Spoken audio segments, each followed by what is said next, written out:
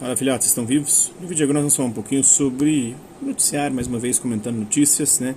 Perseguição foi repudiada internacionalmente contra o Glenn Greenwald. A denúncia contra o Glenn é perigosa, disse o ministro supremo Marco Aurélio de Mello, e teve uma outra fonte interna lá, de um ministro também do Supremo, que não quis se manifestar para o Globo, para a reportagem da TV Globo, ou do Grupo Globo, que disse que nenhum jornalista pode estar acima da lei. Mas se você for ver o conteúdo das conversas, eu li, pelo menos as que eles soltaram, ali a todo momento o hacker tenta que o Glenn dê a ele algum conselho. O Glenn, todo mundo fala, cara, eu não posso te aconselhar. Eu posso pegar esse material que você está coisando aí e preservar o sigilo da fonte, não falar quem você é, mas eu não posso te orientar em nada. Porque se isso der B.O. vai depois explodir no meu colo. Pelo menos foi esse o conteúdo. E ele querendo, e o que eu faço depois disso aqui, depois de fazer aquilo outro? E agora, né, falaram que roubaram o celular do Moro, pegaram os dados dele, porque já estava montando-se naquela época, porque aí descobriram que já tinham vazado essas conversas. E aí o próprio Moro, junto com a ala bolsolavista, já começou a criar uma argumentação de que havia sido roubado as informações. E depois a PF vai trabalhar a todo momento com isso, e parece que até agora a PF já disse que para ela não há indícios de crime do Glenn. Quem está falando isso é o Ministério Público Federal, e o procurador desse Ministério Público, que está perseguindo agora o Glenn, investigou o Lula e por isso apropriar de crucifixo, né? Outrora. Então isso é uma vergonha. Em vídeo, Boris Casoy viu o óbvio e detonação contra o Greenwald. Até o Boris, que é um conservador, cara. E a gente não vê isso por parte dos olavistas. O próprio Bolsonaro deu uma declaração agora. O que o Glenn está fazendo aqui no Brasil ainda, né? Ou ele está aqui ainda. O Bolsonaro vai se questionar. Não quero ver como é que o Olavo vai se posicionar diante disso. Mas é claro aí que há um viés nessas investigações e a própria Polícia Federal parece que não seguiu essa linha e saiu fora, já tirou o corpo fora e deixou essa bomba de um atentado à liberdade de expressão e à liberdade de imprensa cair exclusivamente na mão do Ministério do MPF, né, do Ministério Público Federal, que claramente está perseguindo. Mortes em confronto com a polícia batem recorde em 2019 no Rio de Janeiro. E a violência cai também, né? Então, morre menos civis comuns e morrem mais supostos bandidos, né? Mas morrem também mais gente por ação da polícia. É uma contradição muito grande. De fato, os índices de violência e criminalidade estão caindo. E mais uma vez eu volto a reiterar, quem trabalha no confronto ostensivo contra as pessoas, né, contra a própria violência, contra a própria criminalidade, são as polícias militares que estão subordinadas aos governos estaduais, que nem sempre seguem a linha ou a cartilha do Bolsonaro e do próprio Moro. O Moro está colocando na própria conta essa diminuição da violência e da criminalidade, coisa que é altamente questionável.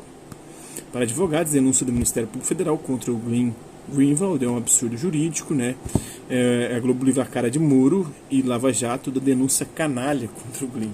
Tá? A Globo já saiu na defesa do Moro, né? A Globo que está envolvida e ligada com o Moro até as unhas, né? Tá igual carne e unha. Então ela tenta livrar o Moro, porque talvez o Moro seja um candidato bem visto pela própria Globo, porque os dois trabalharam em conjunto durante toda a Lava Jato, né? E agora nós estamos vendo isso aí, né? Essa barbaridade. Enem, após o erro, especialistas recomendam auditoria e interrupção do SISU. A auditoria precisa ser feita, né?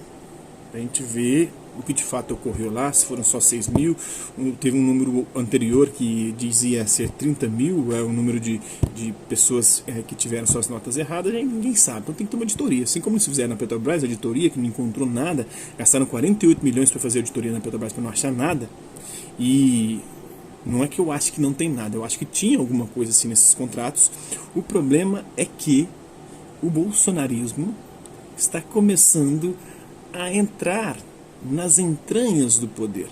E nas entranhas do poder eles vão fazendo concessões, vão conhecendo supostos grandes empresários brasileiros que poderiam estar envolvidos. E aí entra também o papel do Paulo Guedes, que está tentando aí socorrer a nossa economia. E mais um tiro em grandes empresas nacionais poderia levar à derrocada de vez da nossa economia. Então essa é a minha visão pessoal. Que há treta, que há problemas nos contratos com o BNDES, mas pode o próprio Bolsonaro junto com o Paulo Guedes terem aí feito um acordão para não revelar, para não soltar nada, para não cambalear ainda mais a economia brasileira, que foi praticamente demolida depois da Operação Lava Jato, que foram para cima das principais empreiteiras nacionais que atuam na construção civil e que tinham um papel fundamental na economia brasileira e também estavam conseguindo ter uma certa proeminência, um certo destaque, uma certa efetivação no mundo afora, na América Latina, na África. Estavam conseguindo, nesse campo da construção civil, desempenhar o seu papel de forma bem eficiente.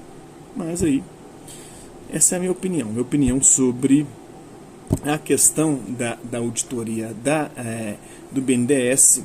O que fez não foi que não encontraram irregularidades. Eles ficaram com medo de soltar mais bombas aí envolvendo empresas nacionais e aí acabar com a economia brasileira, que já tem crise, mais de 12 milhões de desempregados, né? Um problema sério. A festa de princesa é o símbolo do antirracismo fajuto de Damares Alves.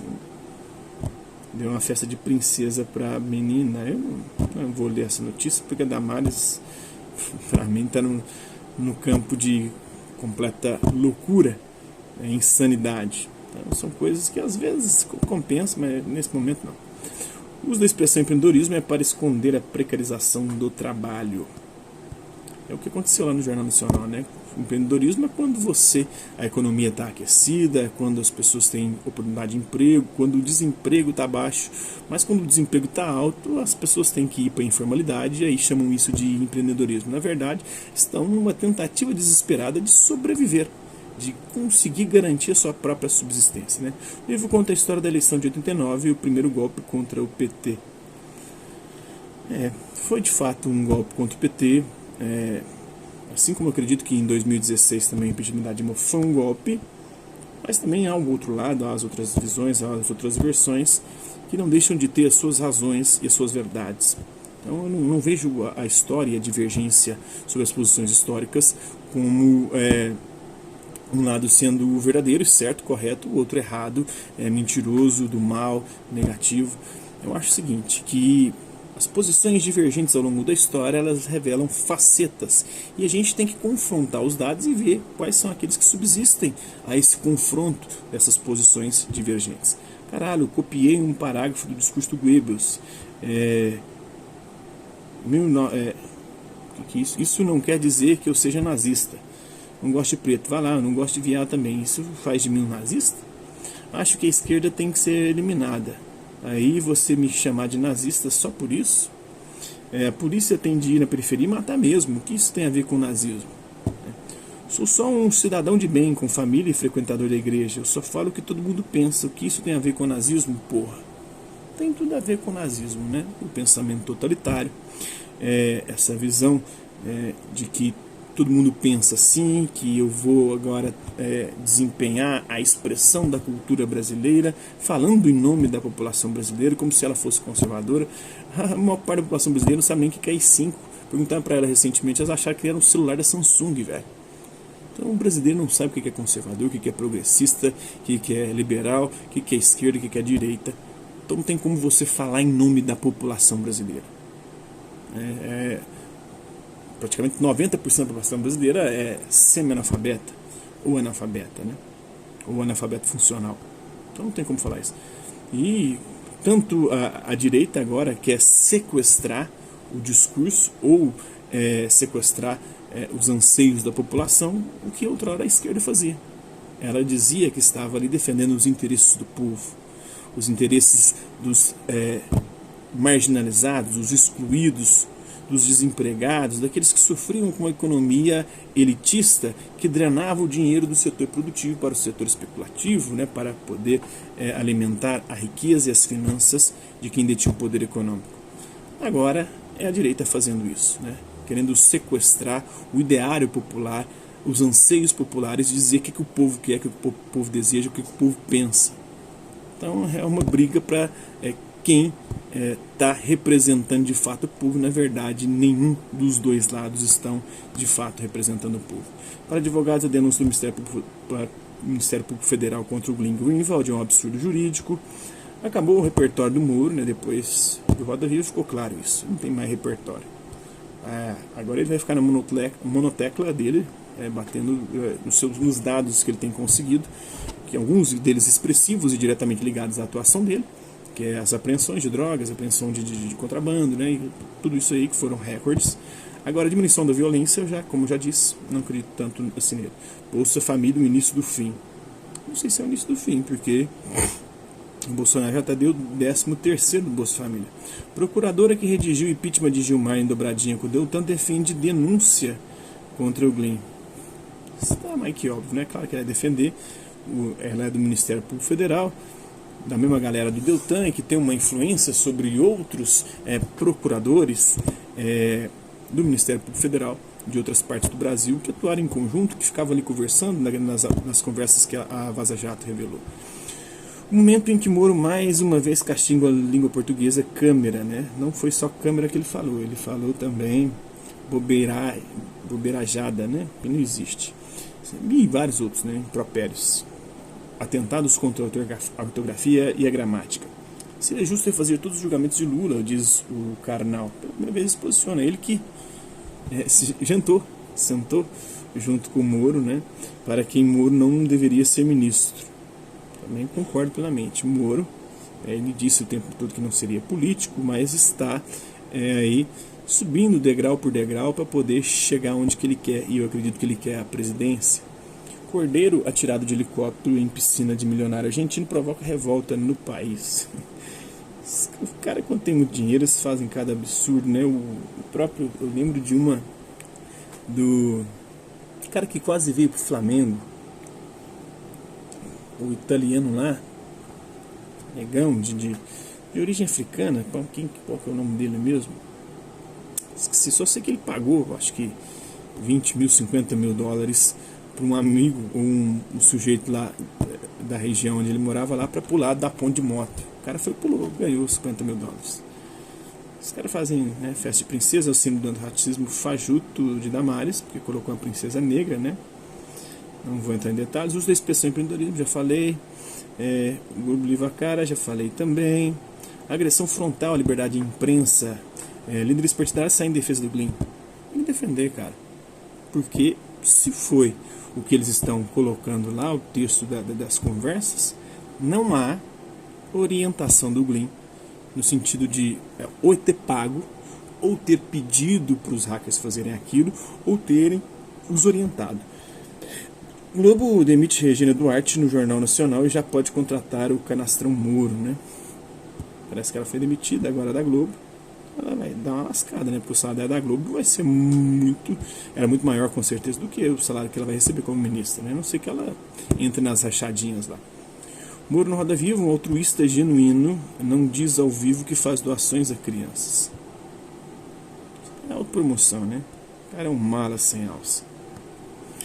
Mais de 40 mil se reúnem em Bolonha, na Itália, cantando Bella Ciao em protesto contra o fascismo. 15 fatos mostram que a comunidade judaica não apoiou Bolsonaro. Vamos ver quais são esses 15 fatos. Pouco antes do segundo turno, Fernando Haddad foi recebido com festa pela comunidade judaica na associação Skolen Alenchi, no Rio de Janeiro. Às vésperas do segundo turno, né, qual mais? Segundo os judeus, estiveram presentes e falaram ao público no ato da virada de Fernando Haddad no Tuca, em São Paulo. Você não pode falar em nome de todo mundo, né? Nunca. Antes do primeiro turno, os presidenciáveis Marcelo Freixo e Fernando Haddad defenderam suas candidaturas na Casa do Povo, em São Paulo. No dia 15 de maio, um pouco mais de um ano antes das eleições presidenciais, o Marcelo Freixo do PSOL e o Fernando Haddad participaram do debate na Casa do Povo, em São Paulo. A atividade reuniu dezenas de pessoas e foi organizada pelo grupo Quero Prévias, que tem por objetivo fortalecer candidaturas comprometidas com os valores de democracia, direitos e igualdade. Fundado logo após a Segunda Guerra Mundial por judeus originários da Europa Oriental, politicamente engajados, instalados no bairro do Bom Retiro, a Casa do Povo é hoje um dos principais centros de reuniões ou de reunião dos grupos judaicos progressistas no Brasil. Tem um judaísmo progressista, tem vídeo meu aqui do judaísmo progressista, falando sobre as vertentes dentro do judaísmo. Tem um judaísmo também progressista, o judaísmo de esquerda. Então não podemos colocar os judeus como um bloco monolítico, né? A comunidade judaica marcou presença nas manifestações Elinão e foi considerado um dos grupos mais ruidosos pela imprensa, né? No dia 28 de setembro de 2018, dezenas de judeus estiveram presentes na manifestação contra Bolsonaro no Largo da Batata, em São Paulo, né? Após pressão dos sócios, a palestra de Bolsonaro foi vetada no Clube A Hebraica em São Paulo. O Clube A Hebraica em São Paulo é o mais importante da comunidade judaica brasileira, com dezenas de milhares de sócios. Inclusive, o Fábio Rabin é sócio desse clube, né? Ele que é judeu. O Rafinha também é judeu. O humor judaico é um humor muito interessante. É um humor também, muitas vezes, politicamente incorreto e pesado. Um livro, em breve, eu devo postar aqui um livro de piadas judaicas, desse humor judaico aí, né, que tem como expoentes brasileiros hoje, os principais, Fábio Rabin e Rafinha Bastos. 6. Não em nosso nome. Dezenas de judeus protestaram em frente à Hebraica do Rio de Janeiro durante a palestra de Bolsonaro. Muito se fala sobre a palestra de Bolsonaro na Hebraica do Rio de Janeiro, do suposto apoio da comunidade judaica ao que era dito, mas sem as divergências, como eu já falei, né?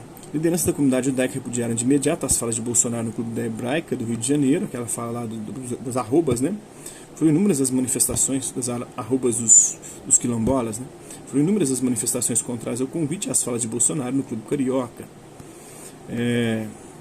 Mais, vamos lá. 8. Depois de vetar Bolsonaro, o Clube A Hebraica de São Paulo recebeu ativistas do movimento negro, como Douglas Belchior e Érica Malunguinho, para palestras. Pouco tempo depois do cancelamento da palestra de Bolsonaro na Hebraica de São Paulo, o Clube Paulista recebeu o candidato a deputado federal Douglas Belchior, do PSOL, e a candidata a deputada estadual Érica Malunguinho, do PSOL, no Festival A Ponte, organizado pelo grupo Jovens Sem Fronteiras. 9. Racha na comunidade judaica chegou inclusive ao empresariado. Quando a revista Piauí publicou entrevista com o Meir Negri, fundador da Tecnisa, em que ele dizia acreditar que 90% da comunidade judaica seja a favor de Bolsonaro, a reação foi imediata, né? Não teve um plebiscito, não teve uma consulta, mas não era o Bolsonaro não é unanimidade dentro dos grupos judeus no Brasil. Foram diversos manifestos da comunidade judaica contra o Bolsonaro antes das eleições. Foram muitos abaixo-assinados e manifestos organizados por grupos da comunidade judaica. O que mais? Vamos lá. Os judeus participaram de ato em São Bernardo do Campo quando foi anunciada a prisão de Lula. Em abril de 2018, os judeus estiveram presentes no ato interreligioso realizado no ABC, no Sindicato Metalúrgico do ABC, em protesto contra a ordem de prisão do ex-presidente Lula. Às vésperas das eleições, o Rabino visitou Lula na prisão em Curitiba, impedido de concorrer às eleições presidenciais de 2018. O ex-presidente Lula recebeu a visita do Rabino Jaime Fuchs Bar na prisão em Curitiba. O Glenn Greenwald é judeu. Entre todos os opositores de Bolsonaro no Brasil, talvez o que tenha mais contribuído para abalar um dos alicerces do atual governo seja o Glenn Greenwald, que é de origem judaica, né? Pode não ser judeu praticante, mas é de origem judaica. Protestos contra o Bolsonaro em Israel fizeram o presidente antecipar volta ao Brasil. Desde a primeira viagem que fez a Israel, em maio de 2016, o Bolsonaro enfrentou protestos de judeus que moram no país, né? Até lá, né? A comunidade fundou o grupo Judeus pela Democracia. O repúdio Bolsonaro aproximou os judeus em grupos de Facebook, reunindo milhares de pessoas que deram origem a uma série de coletivos, né, que questionam, que criticam ou criticavam o Bolsonaro, né? Então é isso aí. Está no ano 18 minutos. Universal se infiltra nos quartéis de policiais e pastor pede a Deus que Bolsonaro cale a boca.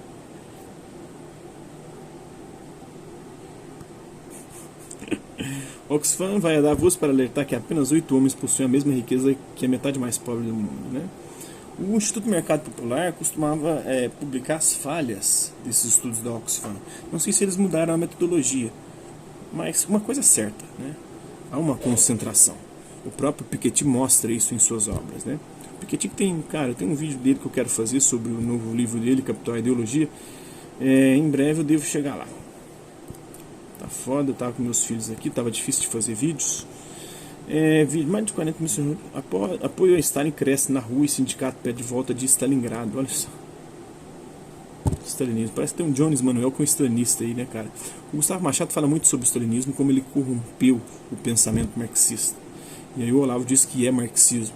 Um marxismo completamente corrompido ou que ia contra coisas que até o próprio Marx defendia. Então eu não sei, né? Pra mim já não é mais marxismo.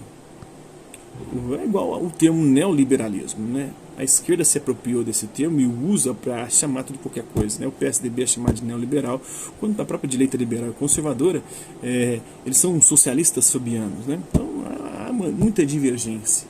Há elementos que podem dizer que eles são socialistas fabianos, os socialistas mais light, mas até marxistas no pensar e no dizer de Olavo de Carvalho, mas, cara, é complicado. A gente precisa de mais rigor conceitual, porque senão tudo vai ser tudo, cara. Aí não vai ter jeito. A gente precisa fazer distinções. Um dos princípios da filosofia é isso, é rigor metodológico e rigor conceitual. Então você tem um método que vai te fazer conhecer a coisa e delimitar o que é essa coisa. Porque se você começar a dizer que tudo é essa coisa, nada vai ser essa coisa, né? Na Índia, agricultores protestam contra a presença de Bolsonaro, corrupto e repressivo, né? Usa a expressão, já falei, liberalismo para 200 milhões de trouxas, por Helena Chagas, Enem, já falei, livro contra a história da eleição, Regina Duarte vira a rainha da suástica e o chefe da SECOM ganha 5 dias para se explicar na justiça. Será que o Bolsonaro vai demiti-lo?